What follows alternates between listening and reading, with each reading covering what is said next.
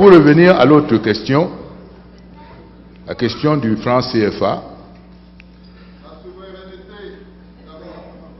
mais c'est de ça qu'on parle, la souveraineté monétaire.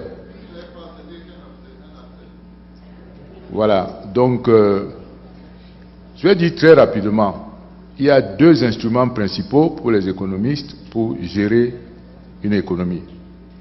L'instrument fiscal, c'est-à-dire l'instrument budgétaire, et l'instrument monétaire. Lorsque on vous supprime en vous mettant de manière forcée, en vous handicapant, pour ne plus vous rendre souverain dans la gestion de votre politique monétaire et de crédit, on vous prive d'un instrument essentiel de la gestion de votre politique économique. Et c'est pour ça que j'ai expliqué à un groupe tout à l'heure que normalement, lorsque vous voyez cette question, lorsque vous regardez les crédits à l'économie, regardez bien ici au Canada comme dans tous les autres pays, le ratio crédit à l'économie, c'est-à-dire les crédits qui sont donnés aux entreprises et aux particuliers en pourcentage du PIB. Vous allez voir que, par exemple, dans un pays comme le Canada ou dans une province comme l'Ontario ou le Québec, ce crédit va avoisiner, ce ratio va avoisiner les 100%, voire le dépasser. Ça veut dire qu'à travers la politique de crédit, la politique monétaire, on est en train de chercher à mettre de l'argent dans les mains des populations pour qu'à leur tour, ils puissent investir ou consommer. Le même ratio, quand vous le regardez dans le cas du Cameroun, crédit à l'économie en pourcentage du PIB, il est inférieur à 17%. Quand vous le regardez dans le cas de la Tunisie, il avoisine 80%. C'est comme ça que vous vous rendez compte que, n'est-ce pas, un pays gère sa monnaie parce que finalement, vous gérez ce crédit, vous mettez de l'argent, la quantité de monnaie dans les mains des populations pour qu'à leur tour, les populations, les entrepreneurs puissent investir et créer de la richesse. Lorsque vous avez le problème de la parité, un autre aspect de la gestion de la monnaie, quand la parité est fixe, la parité est un instrument, un facteur de régulation de la compétitivité de votre économie, et notamment pour redresser votre balance des paiements. Quand la balance des paiements est déficitaire, c'est-à-dire que vous importez plus que vous n'exportez, vous avez trois façons de la redresser. Soit vous supprimez quantitativement les importations, soit vous augmentez les droits douaniers, soit alors vous dévaluez votre monnaie pour rendre les importations plus chères, de manière à redresser votre balance des paiements, c'est-à-dire ce que vous devez à l'économie externe. Quand vous n'avez plus, à travers la fixité de la parité, si vous n'avez plus la possibilité, effectivement, de rendre, n'est-ce pas, de jouer, de faire fluctuer votre parité, la parité de votre monnaie, vous perdez la faculté d'utiliser cet instrument. En fait, c'est comme si vous aviez un tensiomètre pour mesurer votre tension, mais dont la valeur de lecture est fixée à 12. Ça veut dire quoi? Ça veut dire que votre tension monte.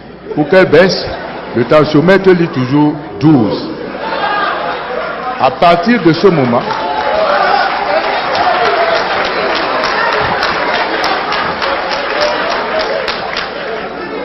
à partir de ce moment, ce tensiomètre ne sert à rien. Parce qu'il ne vous renseigne pas sur votre état de santé de manière à corriger les paramètres que vous mettez en santé. Vous ne vous rendez compte que vous êtes malade, que le jour où vous allez vous effondrer.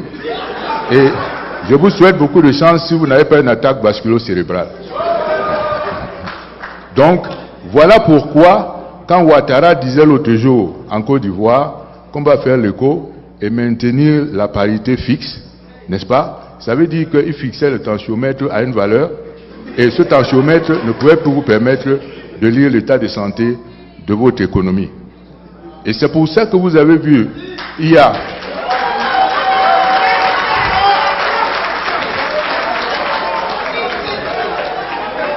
Et c'est pour ça que vous avez vu, il y a quelques années, il y a à peu près 4 ou 5 ans, lorsque le Nigeria a dévalué la valeur du Naira, c'est parce qu'à ce moment-là, sa balance de paiement commençait à être déficitaire.